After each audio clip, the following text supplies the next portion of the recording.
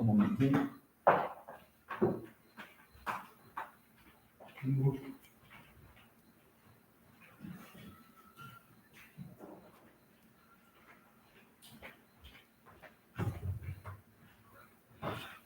Boa noite a todos. Felipe, mãe entrando aí também, enfim. Hoje a gente vai dar início ao processo de encerramento desse tema que a gente vem abordando já há algum tempo, que é o catolicismo sem frescura, um dos temas da nossa conselharia.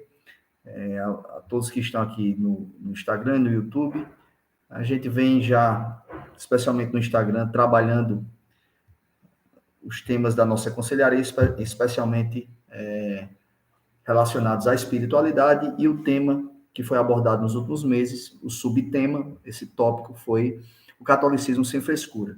Para a gente resgatar o princípio básico da religião, tentando trazer a religião para a realidade mais imediata, mais simples das pessoas, as pessoas comuns, porque Deus é relacionamento. E basicamente, o princípio da vida espiritual é o relacionamento pessoal. Nós não acreditamos no catolicismo porque ele é uma doutrina. Nós não acreditamos no catolicismo porque ele é um conjunto de ideias, de estudos. Nós acreditamos no catolicismo porque é uma igreja de pessoas reais, os apóstolos, que trazem a experiência, a palavra, que é verbo, e a realidade do próprio Deus. Então, o verbo encarnado é uma pessoa de carne e osso, que é homem e Deus ao mesmo tempo, com quem você se relaciona diretamente. Então, essa base de conversação, de experiência, de troca e de compreensão, ela é a própria religião. Então, é uma experiência direta, é uma conexão entre você e o Criador, obtendo o poder dele, inclusive, por vontade dele, que é a graça, que te sustenta todos os dias. Então, nós não acreditamos em Deus porque existe uma doutrina. A doutrina é uma confirmação material e formal, principalmente formal, da experiência religiosa originária, que é anterior à elaboração intelectual dela.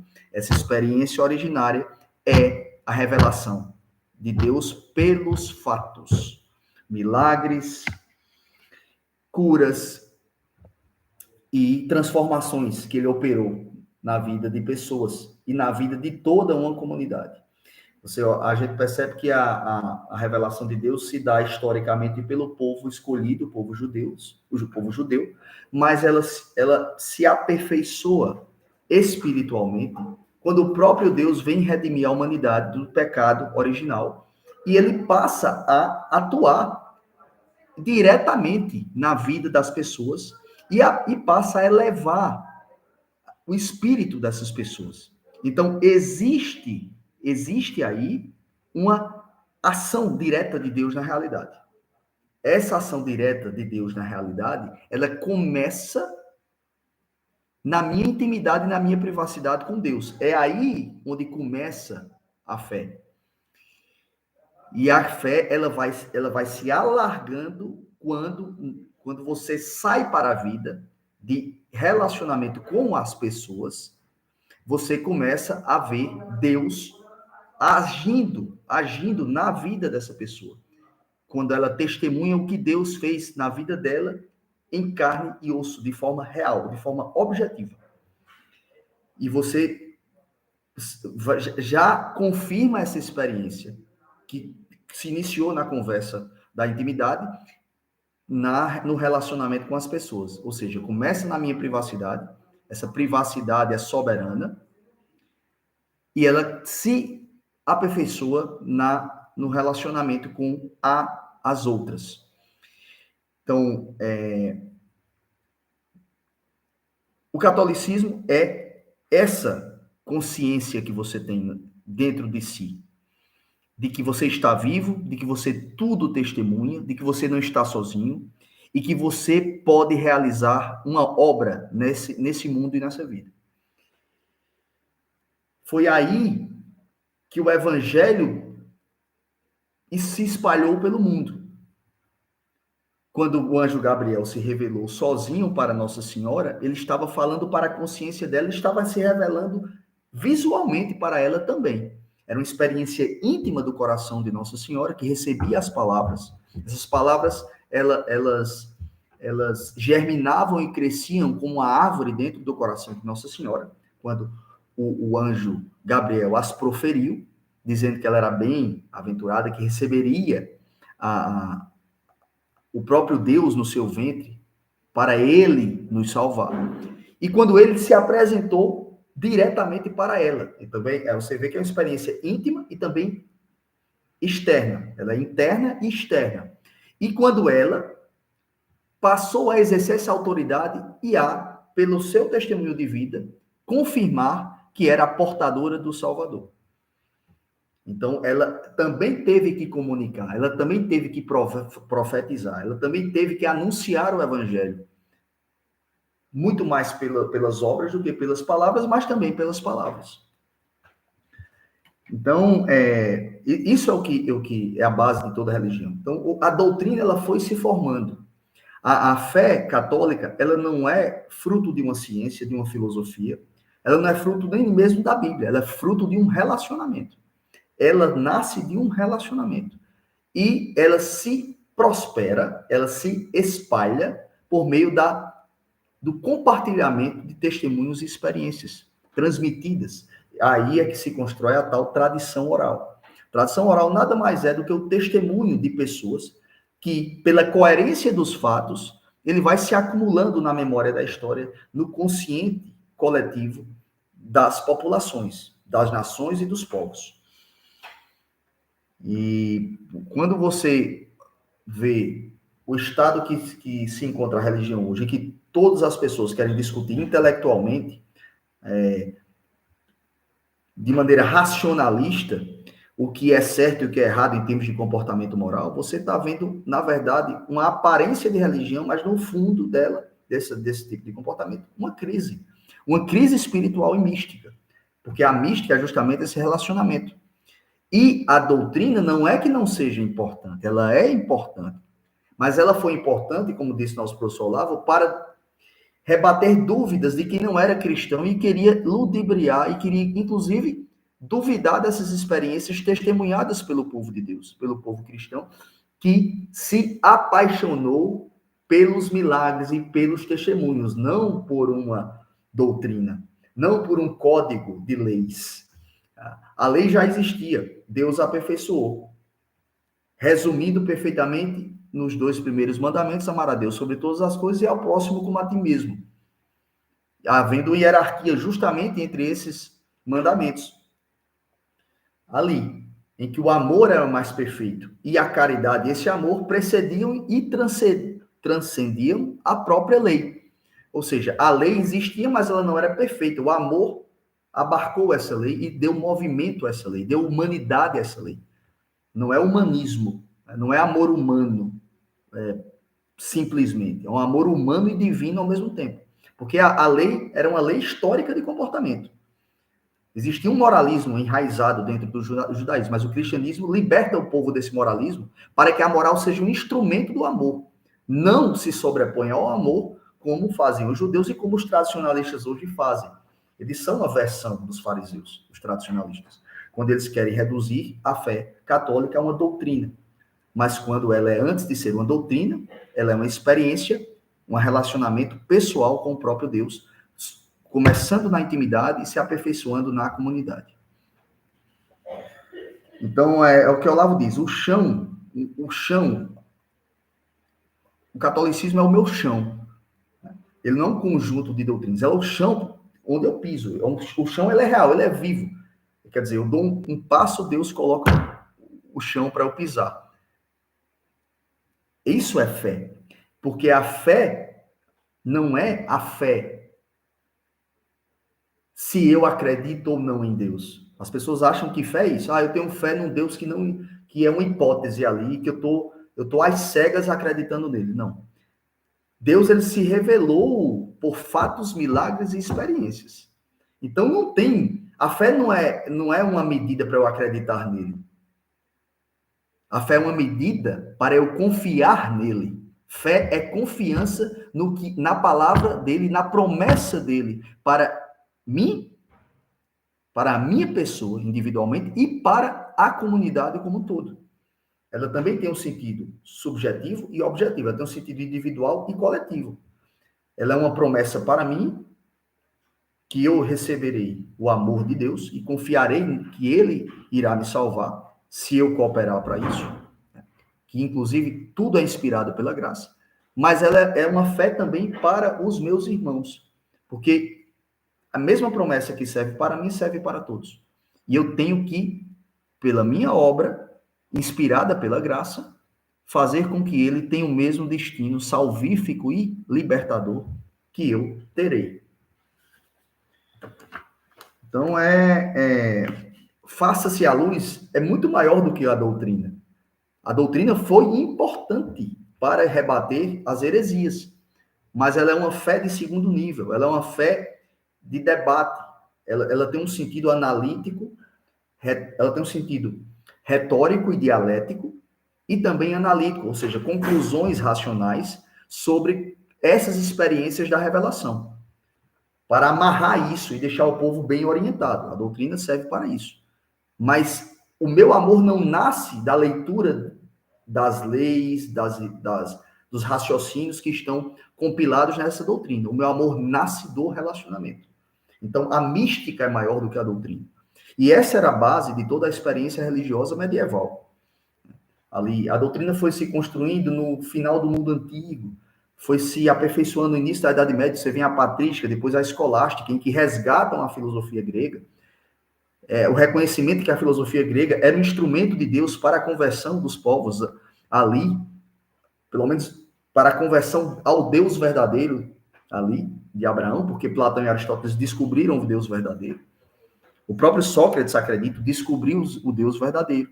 Mas ainda era o período em que Cristo não veio e eles estavam, se salvos, acredito, foram salvos. Até tem a história de que as pessoas só acreditaram quando Cristo entrou na mansão dos mortos, quando Platão acreditou. Então, Platão acreditou, aí as pessoas acreditaram. E isso foi um testemunho verdadeiro de um santo na Idade Média, quando ele rebateu aqueles que odiavam Platão. E eu acredito que Platão é santo, né? Mas, enfim, antes da revelação de Cristo, não existia ainda a revelação confirmada e perfeita. Mas, pela filosofia, as pessoas acreditaram. E aí, os primeiros cristãos, achando que a filosofia era uma inimiga de Deus, rebatiam com a retórica, muitas vezes ali uma retórica apenas de... Eles estavam testemunhando a experiência real com Cristo, mas negavam a filosofia como instrumento que acessava ao Deus verdadeiro e ao próprio Cristo. Houve uma certa briga ali entre a experiência religiosa dos primeiros cristãos e a filosofia, mas depois a gente, pela patrística e pela escolástica, ou seja, pelos doutores da Igreja da Idade Média, a gente vê quanto a filosofia realmente foi um instrumento divino para a conversão e a salvação dos povos e das pessoas. E você vê que a própria filosofia é um exercício individual, íntimo. Ela é um exercício de compreensão, quando sua consciência compreende a realidade. Então, a unidade do conhecimento na unidade da consciência e vice-versa é justamente a sua consciência captando, apreendendo a realidade. É a sua alma absorvendo a realidade, testemunhando tudo e acumulando aquilo tudo nela, para que ela conserve, para que ela possa, portanto, se orientar a partir do que cada dia revela. E cada instante revela. E para que ela possa ser justamente esse testemunho de verdade. A alma dela pulse verdade. E isso é a própria atuação de Deus na alma da pessoa. E que se dá pela uma conversação, pela uma conversa cotidiana. A fé cotidiana é pela conversa cotidiana. Quando eu tiver dúvida, eu vou lá consultar a doutrina. Não é descartável, não. Ela é muito importante. Mas essa fé de manual, de reduzir fé a um código de comportamento, em que o grupo estabelece um tipo de comportamento, isso não é catolicismo original. Até porque o catolicismo permite uma variedade de comportamentos distintos. As pessoas têm comportamentos individualmente distintos e os grupos, as etnias, as tribos, as nações, as coletividades têm comportamentos distintos, não são padronizados. Apenas no protestantismo existe uma tentativa de padronização, né? Quer dizer, um grupo se torna portador, pensa ser portador da verdade, aquele grupo tem um comportamento mais ou menos comum, nunca é comum, mas tem, e eles estabelecem isso como uma norma para todos, impondo cognitivamente, por influência ali verbal, esse tipo de comportamento como se fosse um modelo perfeito para toda a humanidade. É por isso que há uma relação entre o protestantismo e o totalitarismo. É muito comum. Né? E justamente quando existe o Estado moderno, o surgimento do Estado totalitário, anticristão, é no século XVI, quando há esse cenário ali em que a ideia de impor um comportamento moral vem a partir de um grupo religioso, que se apropria desse Estado para impor esse comportamento. Eles já erram ao pensar que a religião é comportamento moral. Né? E aí eles, não satisfeitos, usam o Estado para impor esse comportamento moral aos outros. Isso aconteceu na Alemanha com Lutero e os príncipes alemães impondo o comportamento dos luteranos sobre todos os demais que não eram luteranos.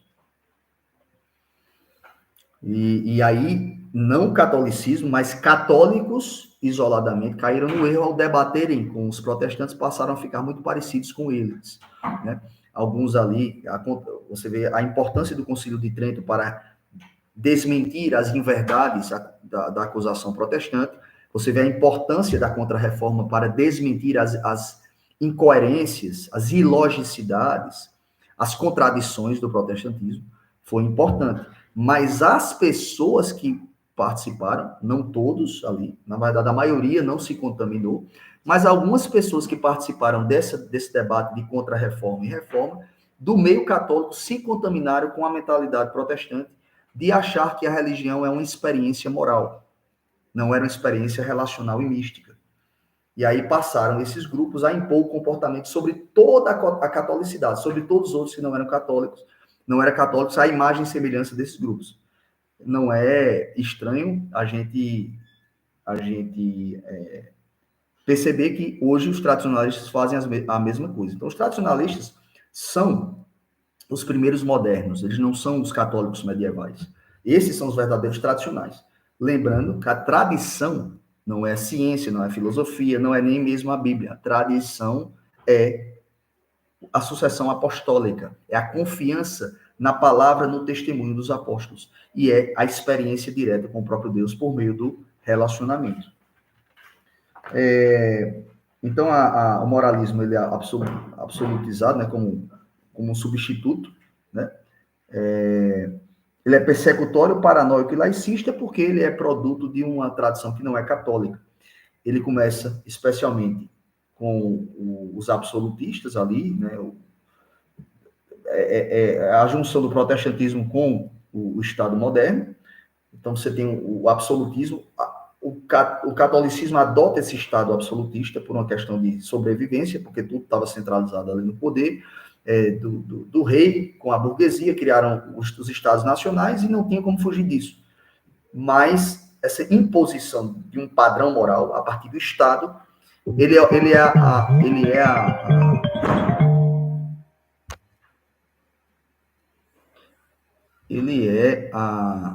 é a própria origem do Estado moderno, né? Essa imposição desse comportamento.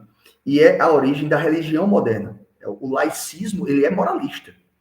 A laicidade é uma coisa boa. A laicidade é uma invenção da igreja para se proteger da imposição das religiões protestantes, das congregações protestantes ali, do século XVI. Então, a igreja criou a laicidade. O laicismo, originalmente, ele é religioso, ele não é ateu. E foi uma criação da igreja para proteger os católicos contra a imposição da religião do Estado, que era uma religião de matriz protestante. E os Estados modernos serviram de modelo administrativo também para a igreja católica, para os católicos ali. Porque a administração foi se aperfeiçoando, foi se sofisticando, e era preciso centralizar isso, né? ali naquela época. Mas esse Estado, ele não é, esse Estado moderno, ele não é um Estado católico. Enfim, essa paranoia moralista surge no século XVI, ela piora com o calvinismo, você reduzir a experiência religiosa ao comportamento do grupo, a padronização de comportamento, a padronização de visão, de cosmovisão, a padronização de sentimentos, a padronização, isso é calvinista. E isso piora ainda mais, você consegue piorar isso ainda com a era vitoriana na Inglaterra. Mas, enfim, essa modalidade mecânica de viver a fé, ela não é católica. Né? Essa modalidade robótica de enxergar sempre uma resposta intelectual, ela não é católica. A Igreja Católica convence também pela intelectualidade, porque acreditar em Deus é uma matéria de razão, não é de fé, como eu disse. A gente acredita em Deus porque a razão nos força a acreditar pelo que ele já fez através dos milagres e operando o seu poder na vida real das pessoas e na vida dos povos. Ali, ao longo da história, com o povo judeu, ao longo da história do povo grego por meio da filosofia, e ao longo da história do povo cristão, ele mesmo vindo em carne e osso, operando milagres e curando pessoas. Então, essa é a matriz. Então, a experiência direta. Então, acreditar em Deus é uma matéria de razão. A fé, aí é que é o aperfeiçoamento, e aí é a característica própria do cristianismo, que é o relacionamento direto, baseado na confiança do que Deus quer fazer por sua vida, e que você só entende isso na sua consciência íntima. Por isso que qualquer religioso ou amiguinho que queira ditar regra na sua vida, e sobre sua consciência, ele está sendo um anticristão na raiz, na origem. Quando você vai para uma direção espiritual com o padre, ele vai ver todas as suas nuances, a sua subjetividade, as suas circunstâncias. Quer dizer, um princípio geral, que é anterior à própria lei moral, um princípio geral, ele de certa forma, se ajusta à sua vida. Não é relativismo isso, porque ele não vai fazer a sua vontade e atuar de acordo com o seu gosto. É que, de certa forma, você adere a esse princípio, mas esse princípio, de certa forma, ele se torna pessoal na medida em que você vai encarnando ele na sua vida. Porque você tem uma linguagem que é só sua, você tem um modo de ser que é só seu, você tem um modo de operar que é só Deus, é sua essência individual que só Deus conhece. Quer dizer, o princípio ele não é relativizado, ele é o mesmo para todos. Mas há uma relatividade desse princípio, que é justamente uma adequação à sua natureza individual.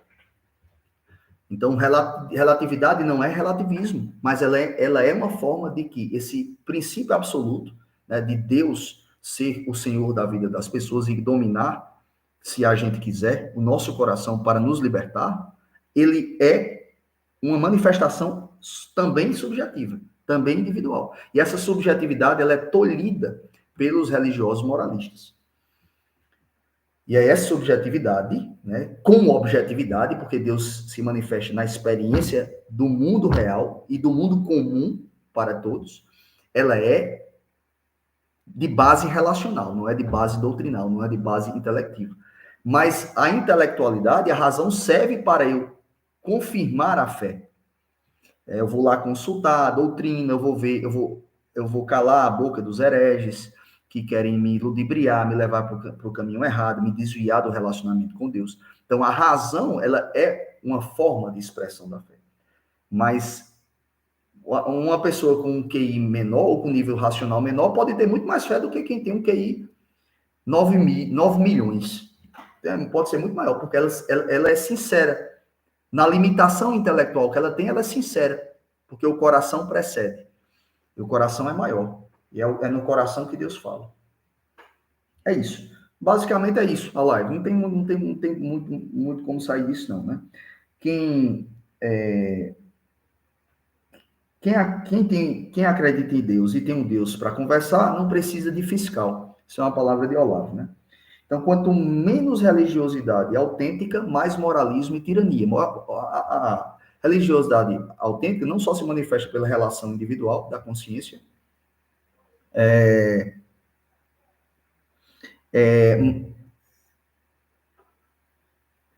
Já leio aqui.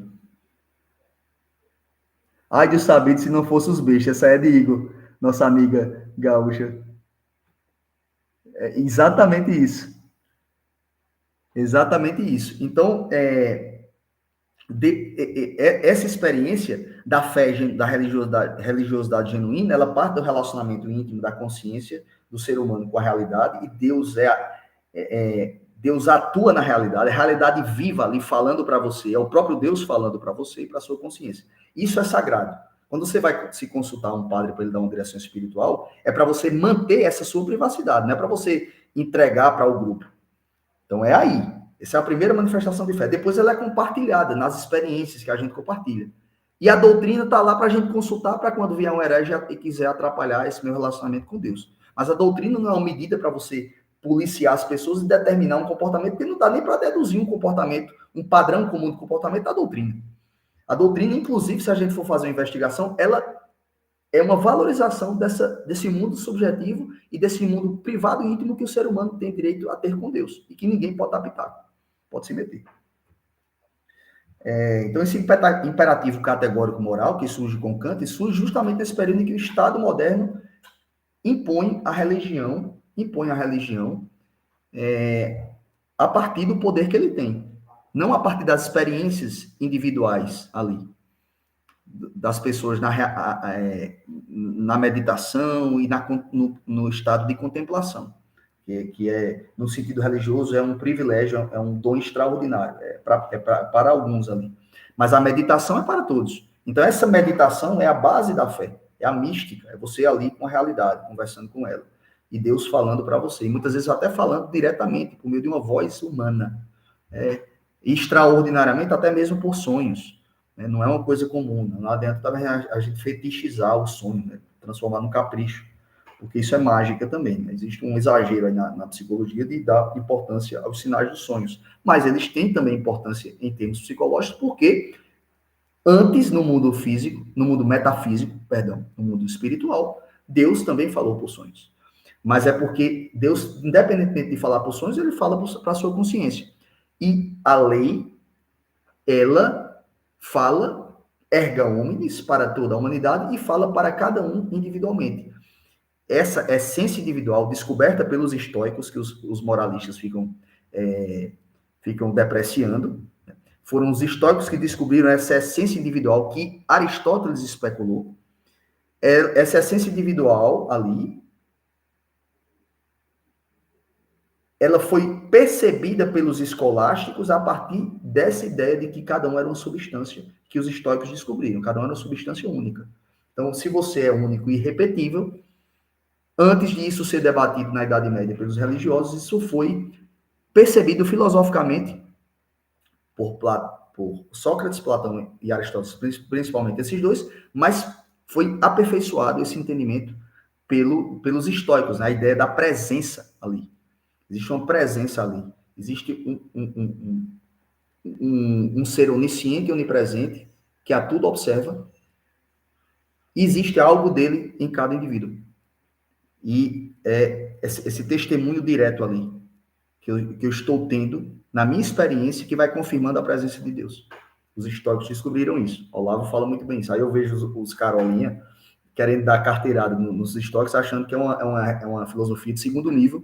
Quando a gente vê a aula que o Olavo deu no projeto Socrático sobre estoicismo, ele paga pau ao estoicismo. Claro que com suas limitações, porque com a revelação, até a filosofia vai para um outro patamar. Com a revelação de Cristo, a vinda de Cristo, até a filosofia vai para outro patamar. Mas não quer dizer que do mundo antigo o estoicismo fosse só mais uma filosofia. Esses retardados aí ficam achando que é, né? Meio moralista.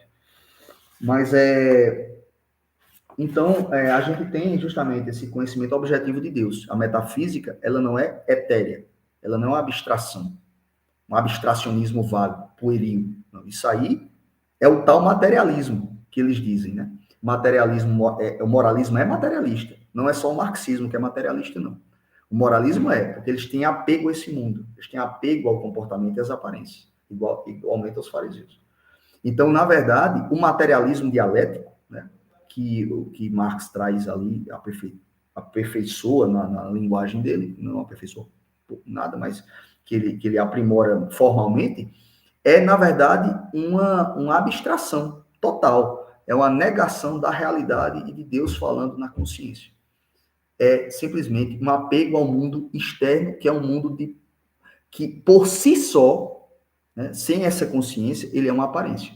Então, é um mundo de aparências, né? O mundo, o dinheiro, pelo dinheiro, as posses, o comportamento pomposo do fariseu, desses grupos, aquilo tudo é a aparência pela aparência, não é o coração de Deus dentro do coração deles, ali. Não é essa comunhão de corações, que é justamente essa conversa íntima que você tem com Deus, que é a base da religião. Não existe. Quando a comunhão de corações existe, não existe uma cultura de aparência, existe uma coerência no comportamento. É isso. Então, para encerrar, a gente tem a proposta católica. Isso é a base de todo o conhecimento humano. Isso é a base de toda análise política. Isso é a base, essa mística da consciência íntima do ser humano com Deus e do testemunho desse ser humano perante a comunidade, né? Não para dar satisfação a ela, mas para confirmar a sua experiência, né? É a própria base da religião e a base de qualquer análise, de qualquer método científico, de qualquer desenvolvimento econômico, né? Só prospera a partir dessa relação honesta do homem consigo mesmo, do homem com Deus. E sendo honesto consigo mesmo, ele está sendo honesto com Deus. Sendo honesto com Deus, ele está sendo honesto consigo mesmo. E da honestidade dele com os seus, na família e, de maneira ampla, com a comunidade. E tanto é que o evangelho de hoje é isso, né? Quando Jesus vai para Nazaré, ele vê que as pessoas se surpreendem. Como é que um filho de um carpinteiro fala com tanta sabedoria?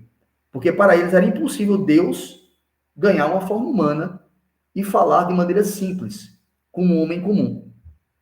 A incredulidade era justamente ali de muita gente que tinha conhecimento. Os fariseus pensavam isso.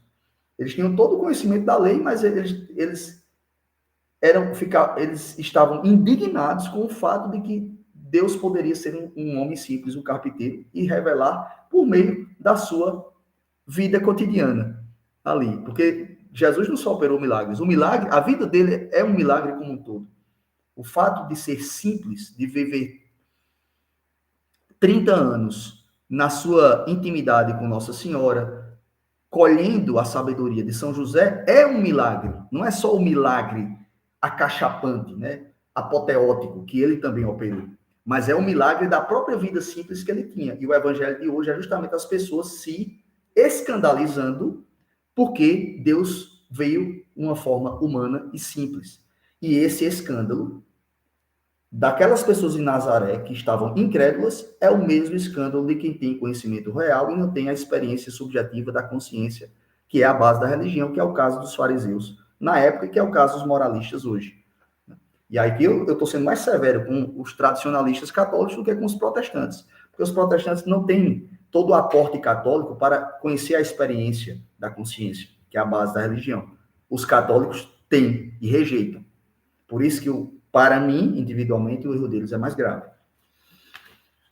Então, o Carola é um fariseu, ele é o tradicionalista católico, ele é um moderno, ele é um revolucionário, ele não tem nada de medieval, ele não tem nada de católico tradicional. A tradição é a experiência apostólica, a experiência dos apóstolos foi uma experiência mística, de meditação e de consciência antes de qualquer formulação doutrinária. Essa pirotecnia, esse espetáculo, essa mágica é uma coisa comum. Fariseus daquela época, tradicionalistas católicos de hoje e, infelizmente, na maioria não, mas uma grande quantidade de protestantes. Isso não tem nada de experiência religiosa original e, sobretudo, católica. Então, vamos lá, vamos seguir com a proposta católica. A proposta católica é esse relacionamento honesto da consciência e da experiência e da revelação de Deus na vida da pessoa. E depois ela é uma consulta doutrinária. Só uma consulta doutrinária. Então, o magistério todo é baseado nessa experiência mística, nessa meditação. A tradição oral é um acúmulo desses testemunhos, dessa experiência relacional. E a Bíblia é um acumulado de experiências diretas e de consciência, experiências vivas e reais. Ou seja, onde é que você está vendo doutrina aí? A doutrina foi sendo construída em paralelo. Em paralelo. Ela é uma experiência de segundo nível, menor, mas muito importante. Beleza? Jesus não é só Senhor e Messias, ele é Salvador. E para ele salvar, ele tem que conhecer você. Amar para conhecer, conhecer para amar. Isso não tem nada a ver com doutrina. Faça-se a luz, quando Deus disse, não tem nada a ver com doutrina. Isso tudo é experiência, é relacionamento. Você está vendo que isso tudo é conversa do homem com Deus. É diálogo. Enxergar além da lei e das aparências. Isso é a consequência mais importante do dom da fé que a gente deve pedir cotidianamente a Deus. Sejamos católicos de verdade, sem frescura. Abraço.